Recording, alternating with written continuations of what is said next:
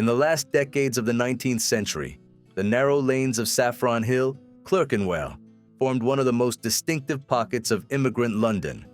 The Italians who lived there called it Piccola Italia, Little Italy, a cramped quarter of tenement houses, mission churches, and tradesmen's workshops wedged between Holborn and Farringdon. Among these families, in a small brick house at 4 Little Bath Street, a boy was born on the 11th of July, 1888. His birth certificate named him Ottavio Hanley, the illegitimate child of Elizabeth Hanley, a laundress of English and Scottish descent. His father's name was left blank. Gossip in the neighborhood claimed the real father was a young Italian waiter named Ottavio Sabini from the province of Parma. Whether or not this was true is uncertain. In the years that followed, Elizabeth struggled to raise her son alone. She survived by sewing and washing for families in Clerkenwell, sometimes taking in lodgers from the nearby print works. However, things changed for the better in around 1898, when she married her child's alleged father, Ottavio Sabini, who had by then found steady work as a stonemason. The marriage legitimized the boy, who now used the surname Sabini, and changed his forename to Charles. Although among neighbors for unknown reasons, he became affectionately known as Darby. Charles attended Drury Lane Industrial School, an institution for neglected children that functioned both as a disciplinary reformatory and a classroom. The regime was strict, featuring early mornings, military drills, and manual training aimed at keeping poor boys out of prison. Afterward, he moved on to Laystall Street Elementary School in Holborn, but his attendance there was irregular, and by the age of 13, he had left education completely, and the streets of Clerkenwell became his real teachers, streets characterized by toughness, quick wit, and the unspoken rule that one should look after their own. At the age of 15, Darby found work as a messenger for a printing firm, and later as a billiard marker in a public house. Both jobs taught him valuable lessons in observation, such as how to read men's moods, when to remain silent, and how to earn tips without appearing to ask for them. During this time, he began frequenting the boxing gyms at Hoxton Baths, where bare-knuckle fights took place behind closed doors. There he caught the attention of promoter Dan "Die" Sullivan, who hired him as a doorman. Although Darby was short, he was powerfully built with intense eyes and a talent for intimidation. Sullivan later remarked, "He could stand as still as a statue, but when you saw him watching you, you thought twice before raising your hands." Boxing in Edwardian London was more than just a sport. It fostered a community of gamblers, bookmakers, and fighters. Through the gym circuit, Darby met men who relied on their physical strength and cleverness. He learned how bets were placed, how odds were adjusted, and how debts were collected without involving the courts. This experience served as both an apprenticeship in violence and in business.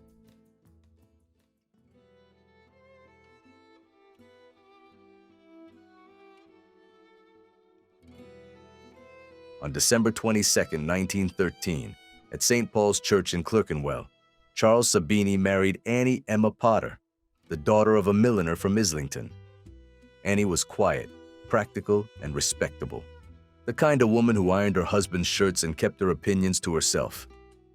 Their first child was born the following year, followed by 3 more, and to their neighbors, the Sabinis appeared to be an ordinary working-class family.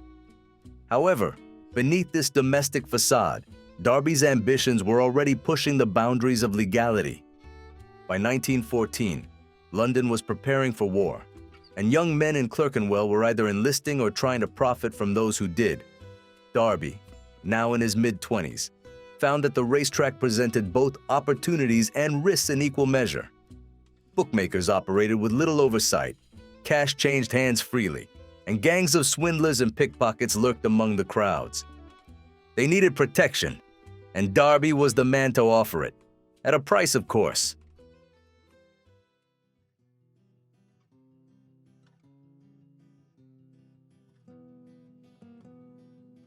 When the guns of the Great War thundered across Europe in 1914, London changed in countless ways.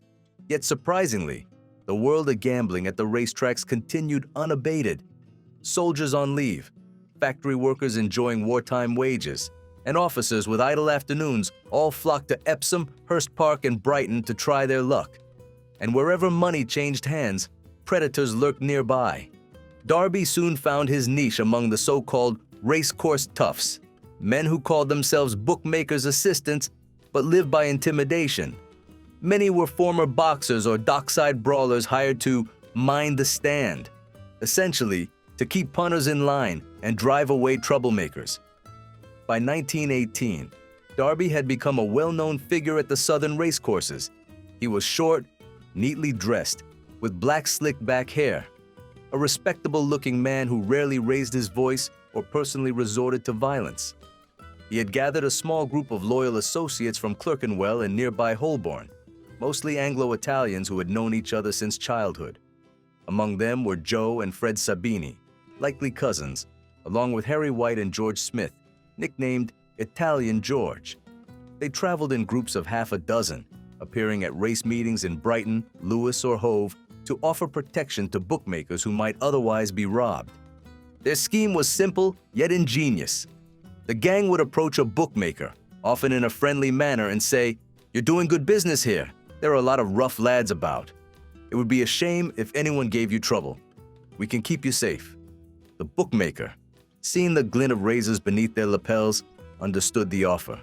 They had no choice. For a weekly payment, a fixed fee, or a share of the takings, Sabini's men ensured that no one else would interfere. If a rival gang tried to muscle in, the bookmakers would call for Darby's men.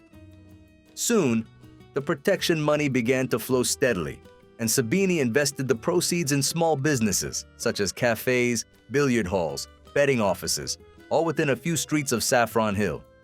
Each establishment provided a cover and a meeting place. Soon his influence grew until he was regarded as a patriarch of Little Italy, a man capable of securing work, settling disputes, or arranging bail for an arrested youth. However, outside of London, competition was fierce. In the Midlands, Billy Kimber, the leader of the Birmingham Boys, commanded hundreds of men who provided similar services on northern racecourses. Kimber was taller, louder, and quicker to draw a weapon than his rivals, and he had brought his gang down to the southern tracks before the war and considered them his territory, so the clash between the two was inevitable. The first skirmishes occurred around 1919. Kimber's men, returning from wartime service, found Sabini's enforcers guarding pitches in Brighton and Hove, areas they had once controlled without challenge. Fists flew, knives were brandished, but neither side gained a decisive advantage, and by 1921, the feud escalated into full-scale violence. The most infamous confrontation took place on Epsom Derby Day in June 1921. Kimber's convoy of charabancs, loaded with men armed with razors, iron bars, and broken bottles, traveled south from Birmingham. Sabini had been tipped off and gathered his own forces from Clerkenwell and Soho. The two groups met somewhere on the road between Ewell and Epsom, leading to chaos. Bricks were hurled through windscreens, and men were dragged from cars and beaten in the streets. Witnesses later described it as a battle like soldiers in Flanders. Police reinforcements from Croydon and Sutton eventually intervened, but by that time, several men were seriously injured, with two close to death. The newspapers dubbed it the Battle of Epsom Road. 23 of Kimber's men were arrested and convicted, while Sabini, who had observed the chaos from a distance, slipped away before the police arrived, emerging unscathed and triumphant. Kimber retreated to the north and, within a year, effectively withdrew from southern England altogether. From that moment on, Sabini's control over the southern racecourses became nearly absolute. His organization, often referred to by the press as the Italian Mob, numbered around 100 regular members, with perhaps twice as many hangers-on. They dominated tracks at Epsom, Brighton, and Hove, as well as Kempton Park, Lewes, Gatwick, and Hurst Park. Bookmakers paid willingly. Those who refused found themselves chased away from the stands or beaten before the next meeting. However, Sabini's success was as much due to diplomacy as to violence. He cultivated relationships with Jewish bookmakers from the East End, notably Alf White and Edward Big Eddie Sutton, who managed much of the betting for wealthy clients. These alliances allowed him to position himself as a protector rather than a predator. "I stand for fair play on the course," he once told a journalist. "No rough stuff, unless it's requested." In the cafes of Saffron Hill, he would sit at a corner table surrounded by lieutenants, giving orders with quiet authority.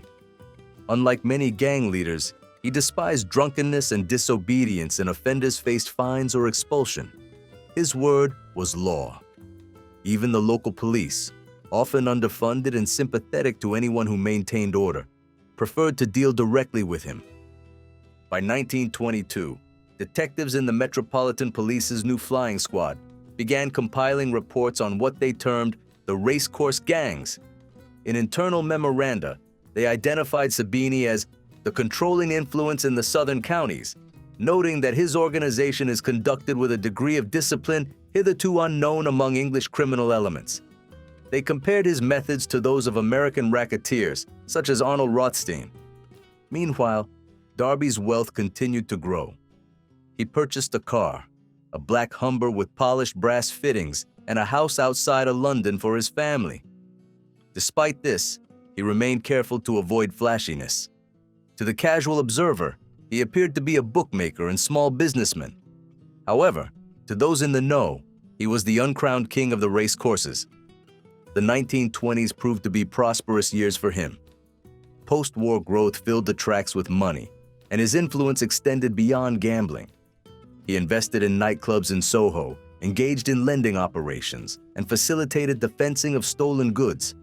He paid his men well and demanded loyalty, and rivals who challenged his authority, such as the Cortese brothers, another Italian family from Saffron Hill, were swiftly neutralized, sometimes through negotiation and sometimes through disappearance. By the middle of the decade, Sabini had become more than just a gangster. His operations provided employment for scores of men who might otherwise have been incarcerated. For the residents of Little Italy, he was a benefactor who distributed Christmas turkeys, assisted widows with paying rent, and ensured that local youths were treated fairly by the courts. Mothers would whisper to their children, "Be good, or Mr. Sabini will hear about it." However, beyond Clerkenwell, resentment was brewing. Police superintendents at Epsom and Brighton expressed that his presence transformed every race meeting into a potential riot. The Jockey Club, alarmed by the violence, formed committees to investigate, and among the working bookmakers, many of whom were honest men struggling to make a living, the so-called Italian tax became an unbearable burden. Despite this discontent, Sabini's grip on power remained unbroken. His enemies were too frightened to testify against him, and his influence extended even into the magistrates' courts. Stories circulated about discreetly exchanged envelopes and cases that mysteriously vanished, and for nearly 15 years, he ruled unchallenged.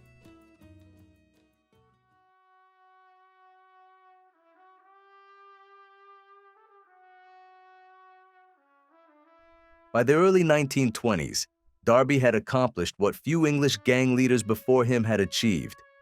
He transformed chaos into a business model. He built an organization that operated with the efficiency of a small corporation. It had a hierarchy, a payroll system, codes of conduct, and defined territories, all maintained through a combination of fear, loyalty, and money. At the core of his operation was the protection racket. On race days, Sabini's men would arrive early, dressed neatly in dark suits and flat caps, blending in with the bookmakers and stable hands. Each man had a specific role. Collectors would move through the betting stands, quietly gathering the day's fees, typically a few pounds from each bookmaker. The amounts varied depending on the venue. A minor track like Lewis might bring in £100 total, while Epsom or Brighton could yield several times that amount. By day's end, the earnings were taken back to Saffron Hill, counted under Darby's watchful eye, and divided according to rank. Fear was the foundation of the system, but it wasn't based on crude terror. Sabini understood psychology.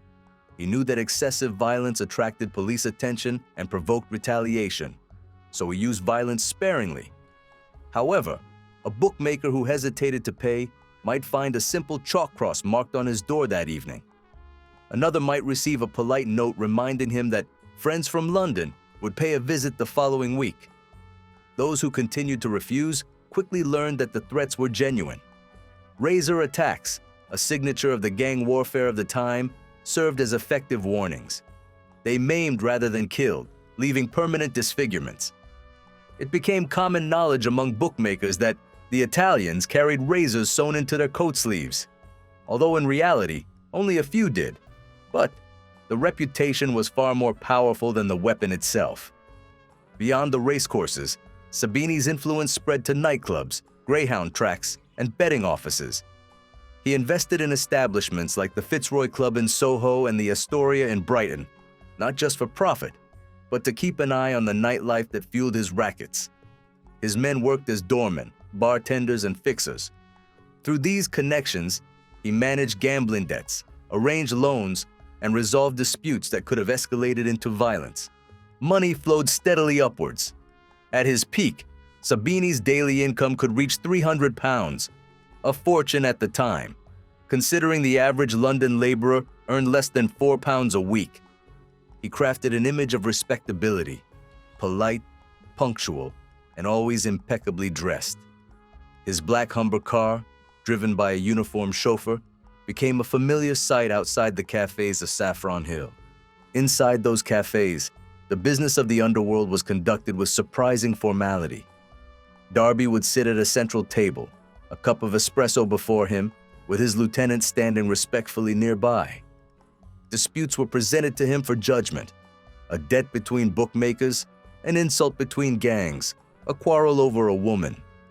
He listened quietly, asked brief questions, and delivered a decision. The police, many overworked and some on Sabini's payroll, found it convenient. A peaceful racetrack under his supervision was easier to manage than a dozen uncontrolled gangs. Some officers even preferred to discreetly warn him of impending raids, a courtesy repaid with modest bribes and occasional tips about rival criminals. But success attracted both imitators and enemies, and by the late 1920s, various gangs began to emerge on the fringes of his territory. In the East End, the White family, led by Alf and Harry White, operated similar rackets. In the North, remnants of Billy Kimber's crew regrouped under new leadership. Additionally, the Cortese brothers, rivals from Sabini's own Italian community, resented his dominance and sought to reclaim the glory of Saffron Hill for themselves. The feud with the Cortese family erupted around 1926, starting with a brawl in a Clerkenwell cafe and escalating into open warfare. Within weeks, 2 men were stabbed, and police conducted raids on several premises in Saffron Hill. However, the conflict ended as quickly as it had begun. One Cortese brother disappeared. Rumor had it that he was buried under new concrete near Hither Green, and the others left London altogether. No charges were ever filed, and Sabini's supremacy in Little Italy went unchallenged. To the outside world, he remained an enigma. Reporters who tried to interview him found a courteous, reserved man who spoke of horses and family rather than crime. A 1928 profile in The People described him as a quiet-spoken bookmaker of mixed ancestry who commands extraordinary loyalty among London's Italians. While the article hinted at violence, it provided no concrete evidence. Behind this mask of respectability, however, pressure was mounting. The British government, alarmed by reports of gang intimidation, began to consider regulatory reforms. The Jockey Club, embarrassed by scandals in the racing world, instituted stricter licensing requirements for bookmakers. For the first time, Sabini faced serious scrutiny. Detectives shadowed him, tapped his phones, and infiltrated his outer circle. Although they lacked sufficient evidence for significant charges, the climate was shifting. The 1920s had been his decade, but the 1930s would be more perilous. Even so, during these middle years of his reign, Sabini reached the peak of his power. He owned houses in Brighton, Clapham, and Hove, maintained a network of legitimate betting offices, and commanded a private army capable of assembling 50 men within an hour. He was not just feared, he was also relied upon.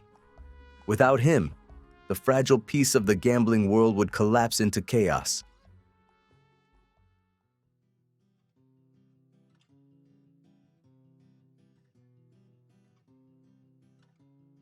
The press in the 1920s was particularly fascinated by criminals who portrayed themselves as gentlemen, men who dined in West End restaurants and drove luxury imported cars.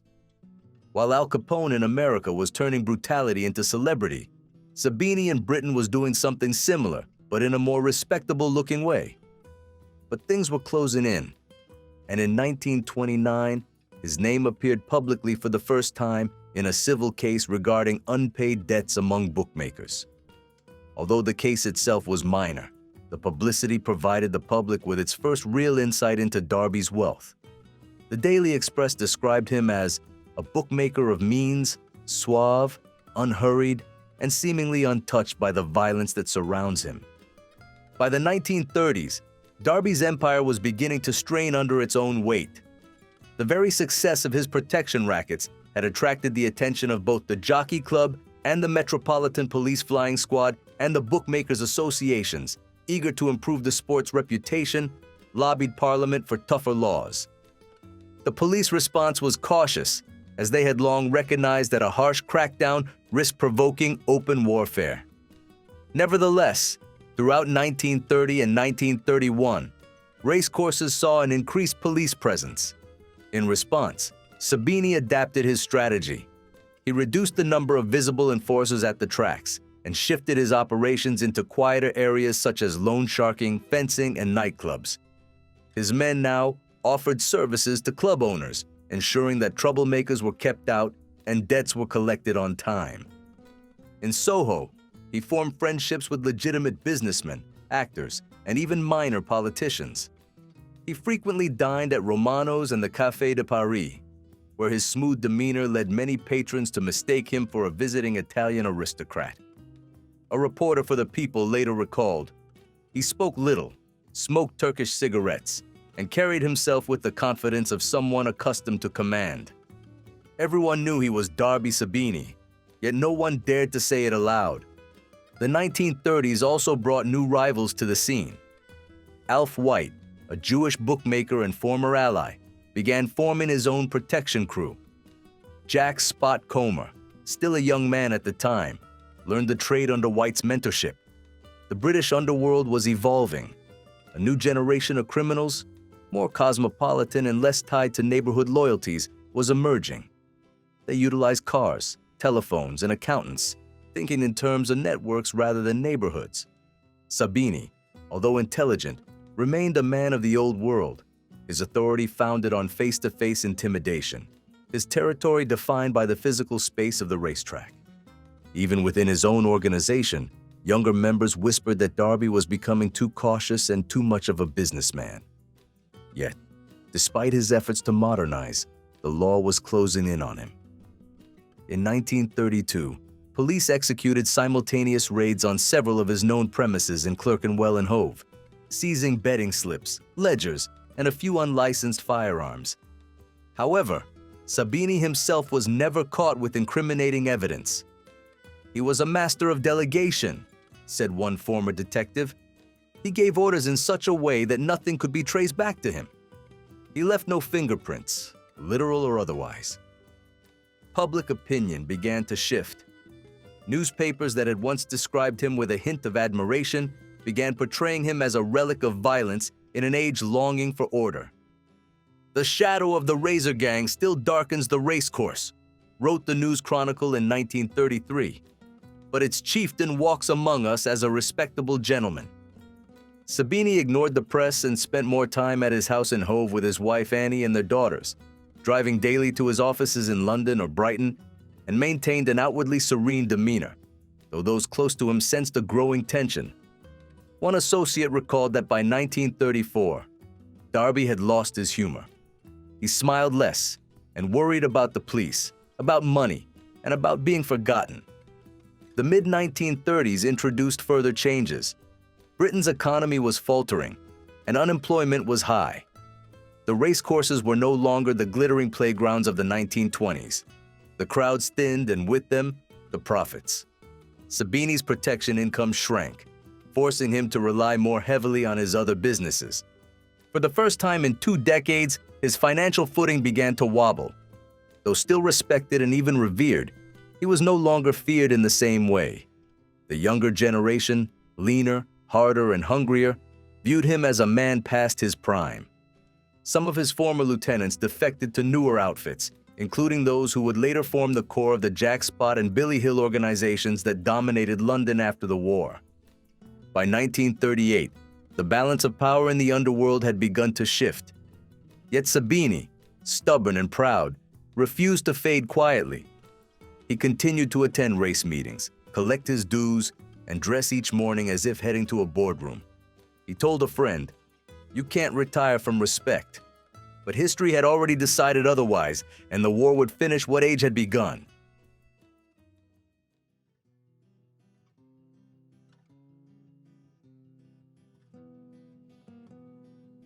When Britain declared war on Germany in September 1939, the first blackouts had just begun, and the world as Sabini knew it started to unravel.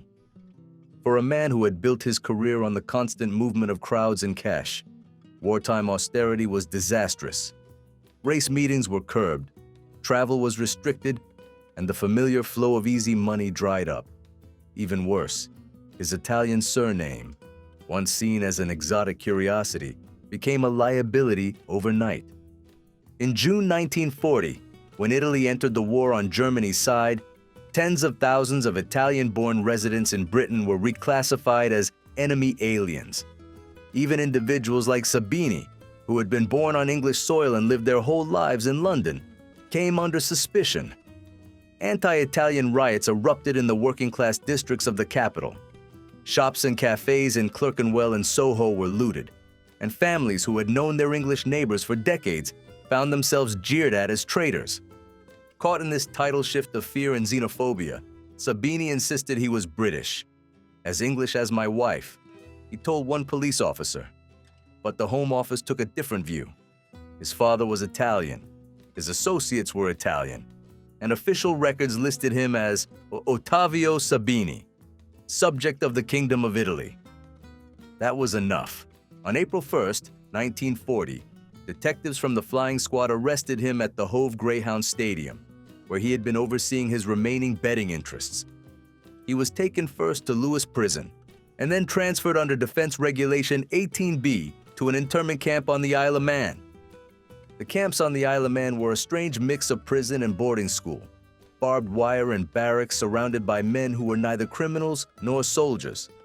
Some were genuine fascist sympathizers. Others were bakers, waiters, or shopkeepers caught up in bureaucratic zeal. Among them, Sabini stood out. He spoke little Italian, preferred tea to wine, and spent hours pacing the perimeter fence, calculating the ruin of his empire. He remained interned for nearly 18 months, during which his influence on the outside world diminished with each passing week. Deprived of its leader and income, his organization splintered. While some of his lieutenants attempted to keep the rackets alive, without Sabini's discipline, the network quickly dissolved. Bookmakers stopped paying, and rivals encroached. By the time he was released in late 1941, after repeated appeals from his solicitor and local supporters who testified to his British birth, the Sabini gang existed in name only. He returned to a London darkened by the Blitz. The familiar streets of Saffron Hill were bomb damaged, cafes were shuttered, and the once vibrant community was scattered. Those who recognized him greeted him with wary sympathy. He appeared thinner, grayer, and quieter. Determined to rebuild his former life, Sabini returned to the only trade he knew, bookmaking. He set up operations from offices in Brighton and Hove and also dabbled in greyhound racing. However, the world around him had changed. The easy money of the 1920s was a thing of the past, and the war economy was under strict control. Even gambling was regulated and rationed. Worse still, his name, once feared, now drew unwanted scrutiny. The police no longer viewed him as a necessary evil, but as a relic of a discredited era. And in 1943, acting on information from an informer, they raided one of his properties in Hove and discovered a cache of stolen jewelry and betting slips linked to a fencing operation. Sabini was charged with receiving stolen goods and brought before the court in Lewis. The trial was brief. Although the evidence was circumstantial, it was sufficient for a conviction. On June 25, 1943, he was found guilty and sentenced to 3 years in prison. This was the first serious sentence of his career, and it shattered what remained of his reputation. While he was incarcerated, tragedy struck his family. His only son, also named Charles, was serving as a pilot in the Royal Air Force. In October 1943, the young man's aircraft was shot down during a mission over Egypt. The news reached Sabini in his cell at Maidstone Prison. A prison guard later recalled that Sabini remained silent for several minutes before murmuring, "That's the end of the name, then." Those who knew him said that the loss broke his spirit. Upon his release in 1945, the war was over, and the London underworld he had once ruled was unrecognizable. New figures had emerged, such as Jack Spotcomer, Billy Hill, and Alf White, men who were younger, brasher, and less sentimental. They ran their rackets with American efficiency, utilizing cars, telephones, and accountants. The racecourses that had once been the stage of his triumphs were now policed with new rigor, and the bookmakers' associations that once paid him tribute now denounced gang interference. Sabini moved permanently to Hove, taking a small house on Old Shoreham Road. He obtained a bookmaker's license and operated legally, betting on horses and greyhounds while keeping his records tidy and his profile low. To his neighbors, he appeared to be a polite, slightly reserved man who took evening walks along the seafront and attended Mass on Sundays. Only a few older residents knew the legend behind the quiet figure in the fedora. He never spoke of his past. When asked by an acquaintance about the old days, he reportedly replied, "There's nothing romantic about fear. It pays until it stops paying." Despite this, rumors persisted that he retained hidden wealth, cash stored in secret accounts or entrusted to old associates. By the late 1940s, Darby Sabini's health had declined significantly. The years filled with stress, imprisonment, and internment had taken a toll on him, and he suffered from heart problems and occasional bouts of depression. Friends observed that he obsessively read newspapers, cutting out articles about new figures in the gangland scene, as if to monitor the world that had replaced him. Despite his struggles, he remained courteous until the end. The priests of his local parish remembered him as a generous donor who never missed a collection. He sometimes paid the rent for families who had fallen on hard times, perhaps recalling the poverty of his own youth in Saffron Hill. On the morning of October 4, 1950, he was found dead in his bed at the age of 62. The coroner recorded the cause of death as heart failure. According to probate records, his estate was valued at £3,665, a modest sum for a man who had once controlled fortunes. The simplicity of this figure puzzled some observers until several months later when hidden cash came to light. £36,000, approximately $1 million in today's money. His funeral at Hove Cemetery was quiet but dignified. A small procession followed the hearse, including his widow Annie, his 3 daughters, and a few surviving comrades from his earlier days. The priest spoke about repentance and the mystery of God's mercy. There were no police photographers or crowds of curious onlookers. The man who had once ruled the racecourses of Britain was laid to rest in near silence. Yet, even as his coffin was lowered, his legend continued to thrive. In pubs from Brighton to Clerkenwell, old men still shared stories about Darby Sabini, the polite Italian with the razor men, the bookmaker who maintained order, and the gentleman gangster who had once made even the law seem fearful.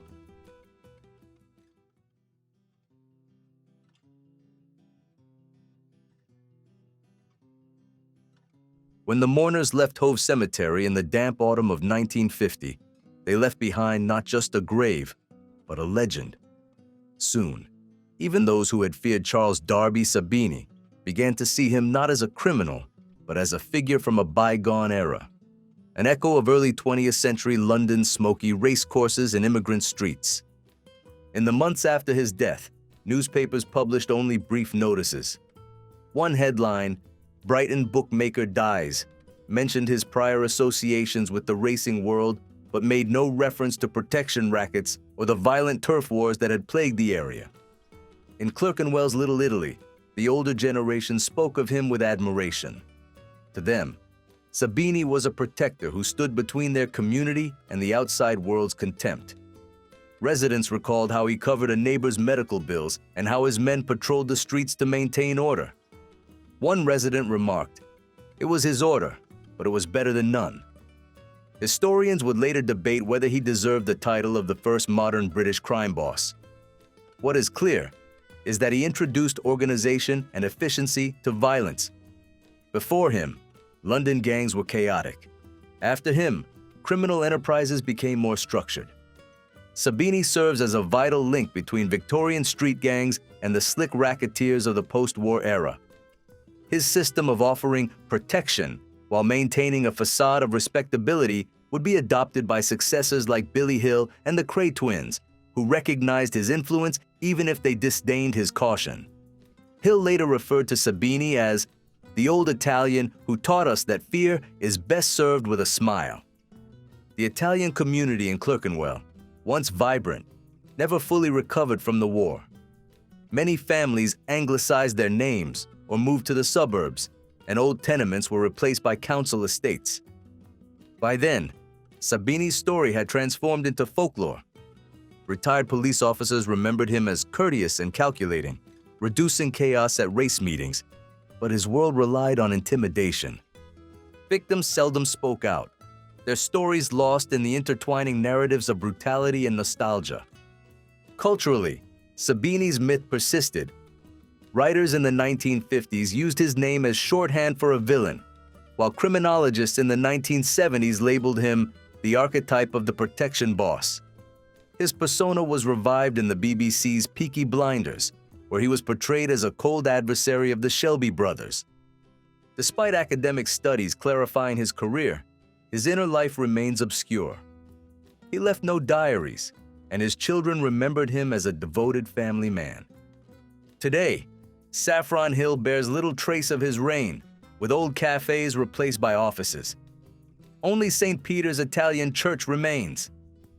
More than 70 years after his death, Charles Darby Sabini remains a paradox. He is seen as both a villain and a civic figure, an immigrant and an Englishman, an extortionist and a benefactor. His story serves as a testament to the complex moral landscape of London, a city where respectability and crime have always coexisted on the same narrow streets. In the space between order and chaos, the shadow of the Gentleman Gangster from Saffron Hill still lingers, quiet, watchful, and perfectly polite.